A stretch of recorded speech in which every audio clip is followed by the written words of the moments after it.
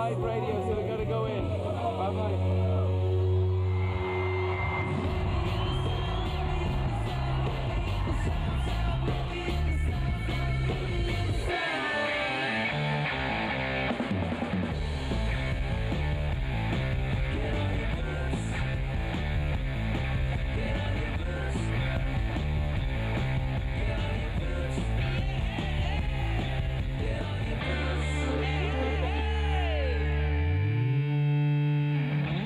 We're over at the BBC Radio Theatre. It's U2 Day on the BBC, and we've got them doing the live lounge for us. So, how did you prepare for this day today? Because surely you were working until, what, 2 in the morning? We were working very late, sweating over a hot Stratocaster. Do you get nervous at doing these kind of things? How are you feeling? Well, it's the first time we will have played these songs in front of a live audience, so it's a first for us as well as everyone else. So, there's always going to be a few butterflies. Yeah, but it's kind of nice to get out there and do the thing that you do, so it settles down. Okay.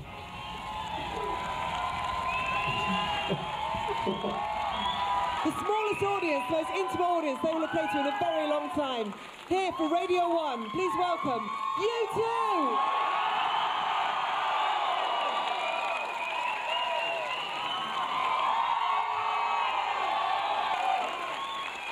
Thank you very much to the BBC. This is a great honour. This is the first time we've played these songs to any people, so hope we don't screw up. All right, what have we got on? Get on your boots.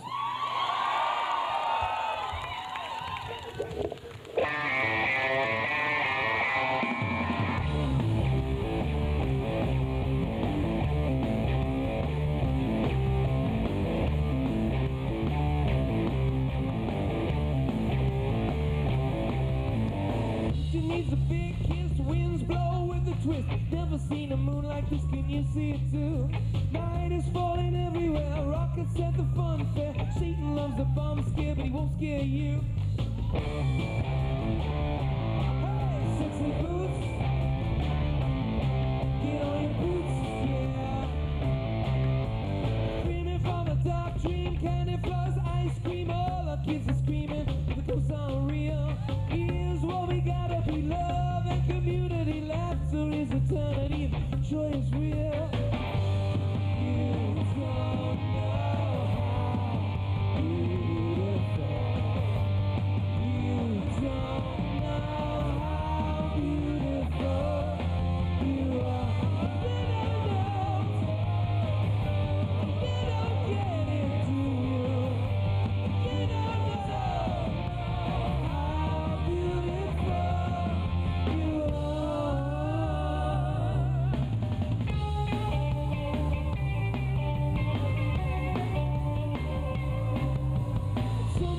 Blowing up, and we're into growing up. Women are the future, all the big revelations. I got a submarine, you got gasoline. I don't want to talk about wars between the nations. Not right now. Oh! No, mama, like this, yeah.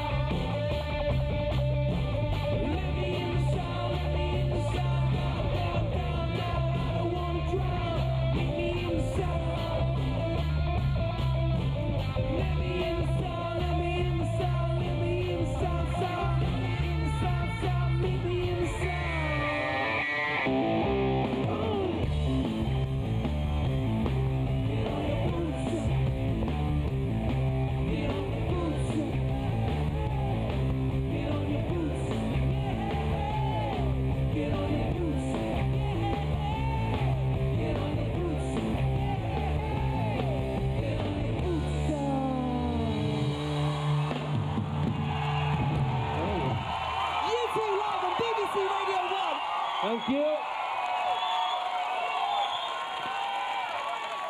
We've had one track, you had Get On Your Boots from U2. Bono, a lot of people want to know about touring, about when they're going to be able to see you live. So obviously you're going to tell us the tour dates now, where they can see you. Well, Or no, we not. got something very special planned. That was something we've been working on for many years. A whole way of trying to do shows outdoors and make them very intimate. And also we're trying to work on some cheaper ticket prices because this is the recession. So 'Cause that's what people want. we're also going to have some very expensive ticket prices because rich people have feelings too, we're told. So we want to cater to them also.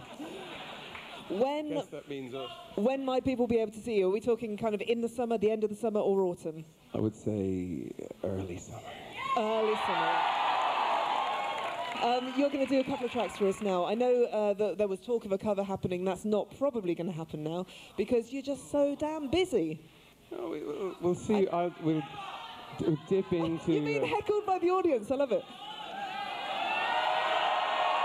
I kissed a girl and I liked it. That would be Be nice great. to the band. Right, we're going to have two tracks. You're going to do Vintage U2 first of all, yeah? We're doing it. Imagine we're a cover band, U2 cover band. We're covering U2, and I'll find something for you as a special gift to a special girl. Thank you We'll very find much. something. Right, please enjoy, listeners of BBC Radio 1 and our audience here. U2 live from the BBC Radio Theatre.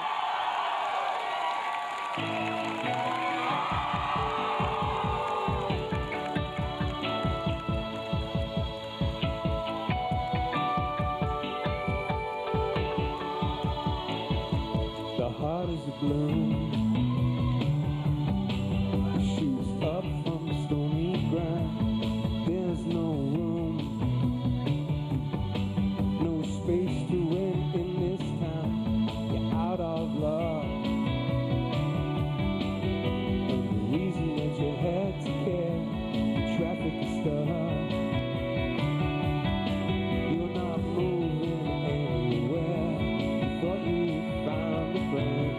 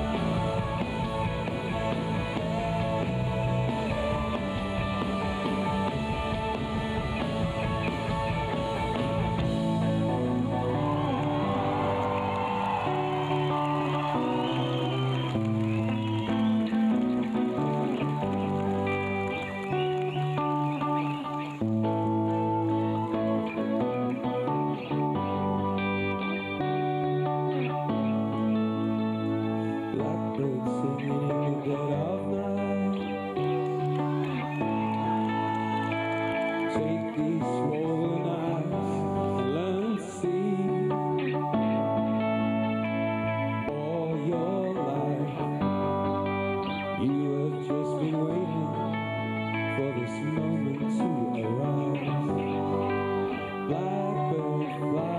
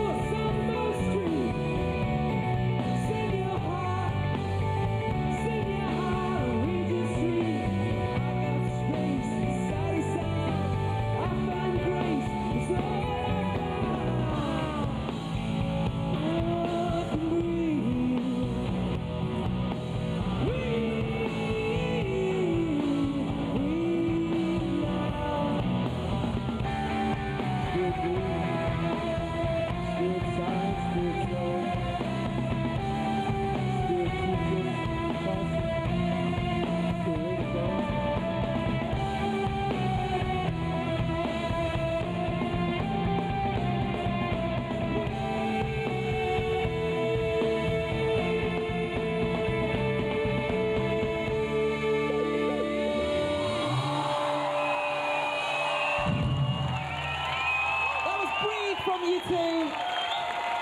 Well, thank you very much indeed for doing that for us today. What's the best thing about being in U2? Oh, just being with these three men and seeing them grow from boys into men and then back into boys and then children again.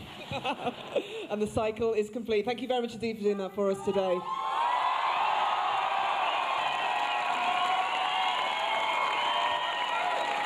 That was amazing. That's the Edge's guitar pick. It was fantastic. Did Bono see your flag? You didn't see it, we weren't allowed to put it up, but it'll be up for when they play on the roof later on for sure.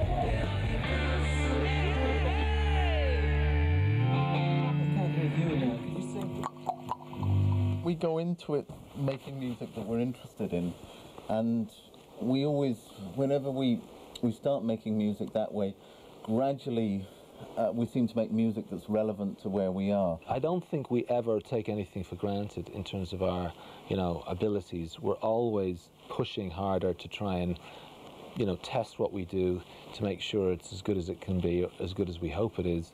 And it gets a bit mad here. We'll be looking for opinions from everyone about what we're doing. Far from being precious, literally if any family members, relatives, friends, the cleaning lady happens to be around, we'll drag them in. What do you think of that? Is that, not sure, is it a bit too that way? It's opinions, we love them. And we're always up for a good argument amongst ourselves and anyone else. We've always tried to find a location for our songs, even when we really weren't able, sort of intellectually, to figure out why that was important.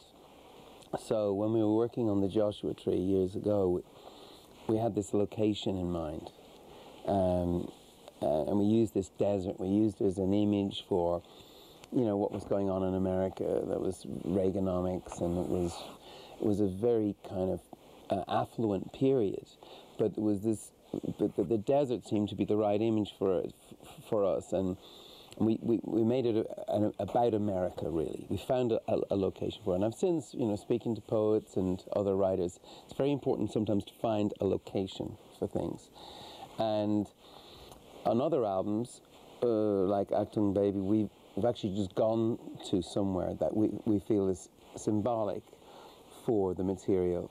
We're always very interested in crossroads, it would appear. Like Berlin was a crossroads. And it was at a crossroads because the wall was coming down. There is no real singular approach to making a U2 record or a U2 song. You just got to try and seek out inspiration wherever that might be. And it can start from any source, a drum beat, a guitar part, some chords, a melodic idea.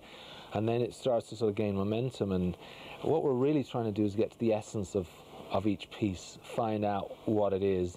And it generally starts with music. And then, pretty much always music. And then Bono starts to try and find his way into it melodically. And then lyrics are always the last thing. So the lyrics kind of are drawn from the emotion of the songs. And it's funny how, on this record particularly, Bono wrote like 2 or 3 drafts of lyrics for a couple of the songs. And in the end, there was no doubt about the lyric that was working. And it was always the one that resonated in some way with the music. It's like he wrote fantastic stuff for songs that just got thrown in the bin because it just didn't add up emotionally. I'm a pretty good shouter, and I can get people to a place, and myself to that place. And the band is really a great band. But actually, the Edge is, there is no one in the last 25 years, in a quarter of a century, who comes even close to the influence he has had on guitars. Now, he's never going to say that because he probably doesn't think it or know it, and he's a Zen Buddhist Presbyterian or something. But I'm going to say that because you just have to listen to you just listen, and it's just his everywhere. And it's been going on quite a while now, and I think it's worth pointing that out. But is that immodest if I say that about him? No. Still immodest? Only if you say it about yourself. Okay. It's when you play live you kind of discover the songs. It's that's when you find out how good or how great or how not so great a song is. It's when you play it in front of your audience. And I was just thinking the other day, somebody was asking me what we're doing. I said, well, we're getting ready for a tour. We're starting to rehearse. And it sort of dawned on me that you spend 2.5 years of your life putting together these tracks, and you have intimate knowledge of every piece of the song, and you pour over them, and then once the record is finished, you deconstruct.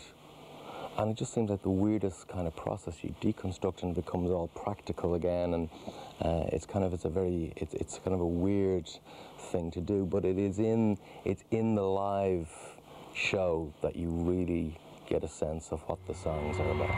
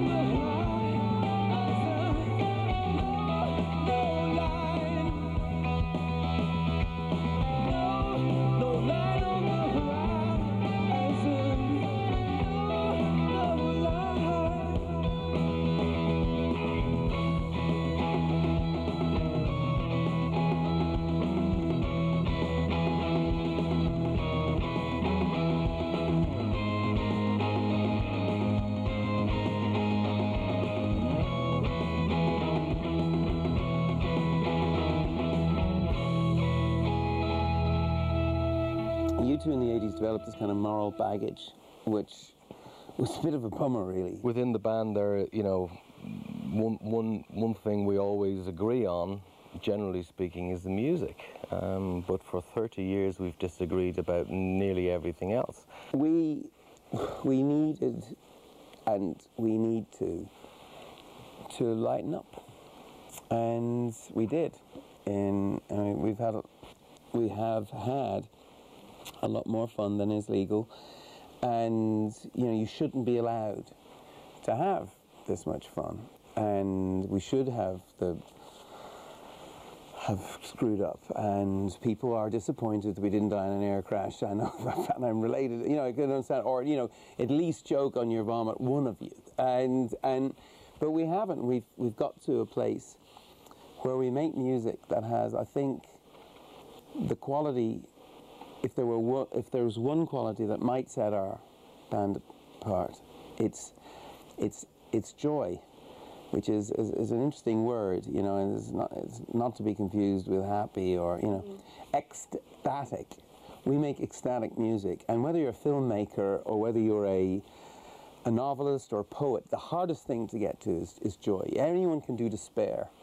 Any art student can put black paint across you, and angst, you know, and melancholy, which the Irish are pretty good at, and that's our fallback position.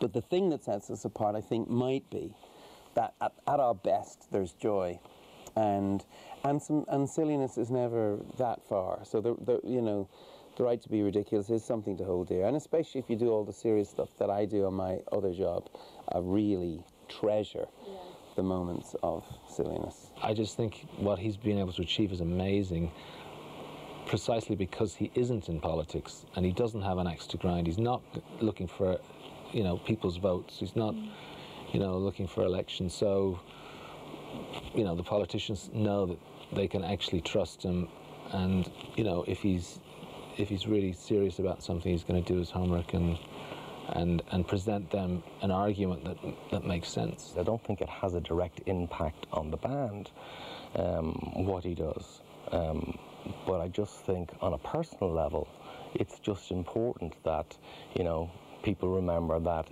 we are not a political party, we are a rock and roll band, and that we all reserve the right to disagree with each other and just to disagree with the method, as opposed to the principle. Our era demanded a different remedy, and in the 60s it was okay to hold hands and dream, you know, to imagine a world that was better. But we're not into dreaming. Dreaming is another generation's thing. I'm much more interested in doing, and I think it's, you know, I think that's quite sexy in a way, is building things and you know, brick by brick, and dull and boring stuff, that I'm prepared to do it. And the band, you know, let me stay in their band. It's the only thing we're any good at. I mean, we're a dysfunctional family, and I guess this is a way of sticking together, is by working together. It's like working a farm. I think we work out our kinks. I think if we didn't have each other... We're still learning, and I think that's the beauty of U2, and one of the reasons why we still stick at it is that we're still learning, we're still excited about what we do. And, you know, one of the big questions that we get asked, particularly now, is, you know, what's the formula? You know, why and how can a band stay together this long? What's the reason for it? And I mean, it really is just, it's a very, what's the word?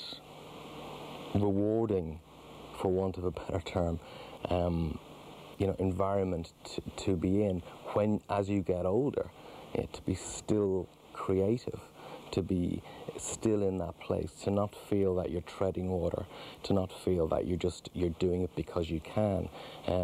We kind of feel like we're doing it because we have to. There is still something left to prove. Yes, good afternoon, friends, and thanks so much for tuning in. Welcome to All Requestion Friday. U2 are here with us in the studio special. Between now and 6, they choose the music whilst you pose the questions. Will it be ABBA for Bono, or is he more of a Mavericks man? Will the Edge go out on a limb to bring us some 70s glam, or is he more of an 80s cheese boy? And what will Larry and Adam want the mighty All Request Friday jukebox to play? It's All Requestion Friday with you two and you too, all here on the radio, now and live. So let's get out of the blocks. This was the bit we didn't tell you, Frankie, to get you in here. Mind the doors. Doors closing. Doors opening. Lift going up. Mind the doors. Doors closing. Lift going up. Adam's back on the cheeseburgers.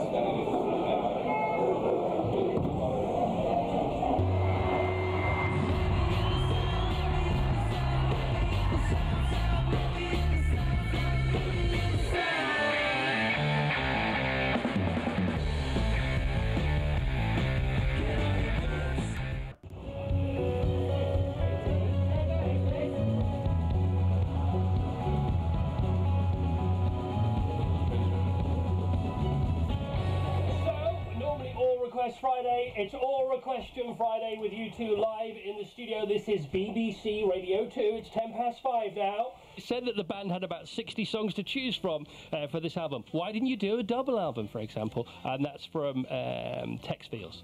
We kind of felt that rather than just do the one album, that maybe we would do the two. We just weren't going to do them at the same time, so we may well release another album next year.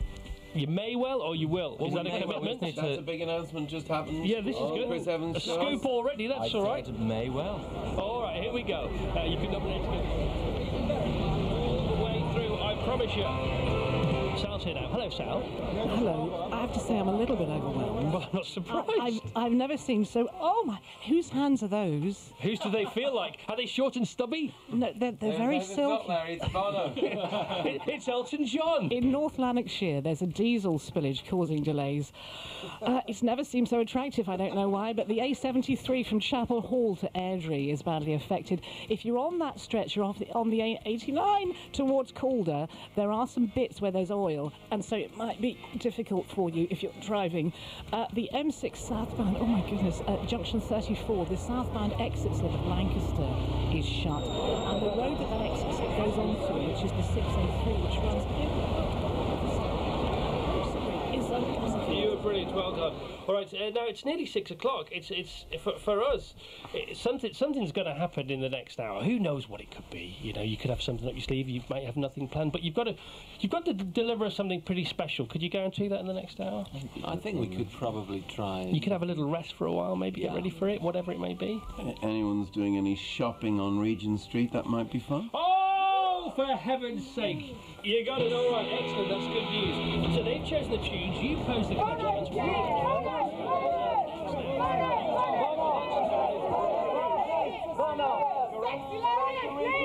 Go round to Regent Street. Regent Street, go now.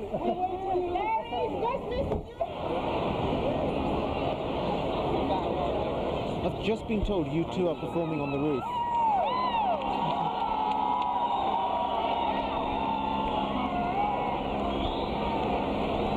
Ladies and gentlemen, boys and girls, live on a Friday night from the roof of the BBC's Broadcasting House in London, Great Britain, U2!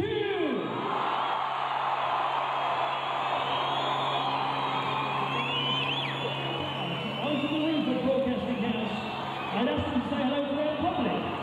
Gentlemen, your public are down here. Filling Regent Street with a throng of support and fandom. Thank you, London. Thank you, the BBC. What an honour to be on this balcony. Get on your boots.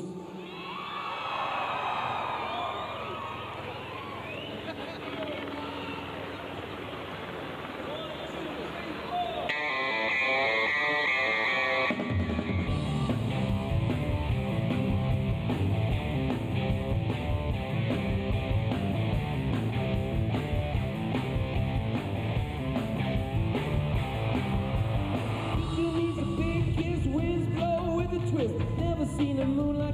you see it too. Night is falling everywhere, rockets at the fun fair. Satan loves the bombs, kill me, won't scare you.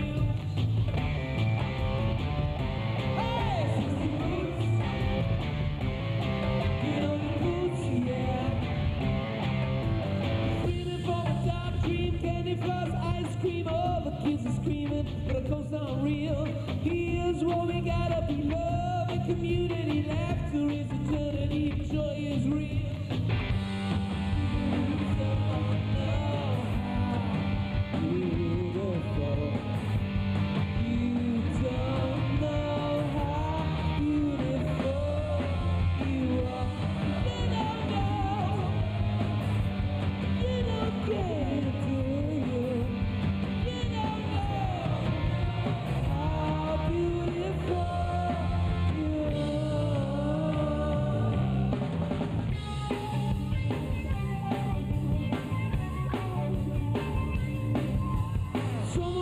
Blowing up, but we're into growing up. Women are the future, all the big revelations. I got a submarine, you got gasoline. I don't want to talk about wars between the nations. Not right now. No, get on your boots.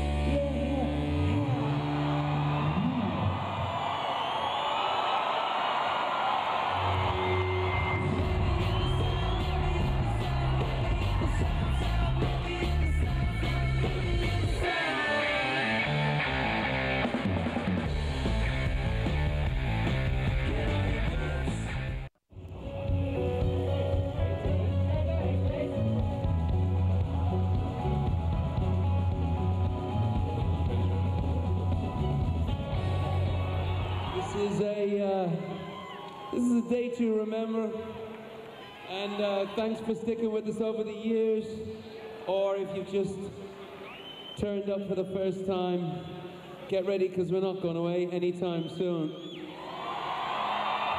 This is magnificent.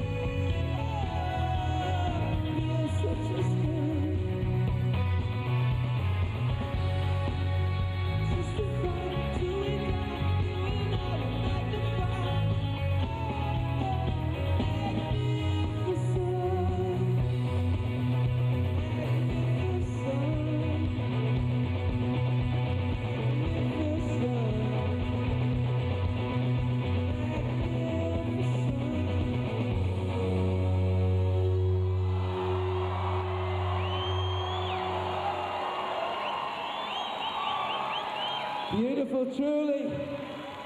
Truly, truly, truly, truly. So this is the first time today, courtesy of the BBC, that this band got to play for our songs for the first time for anyone. So thanks for listening. I'm afraid of heights, actually. So why would you write a song called Vertigo?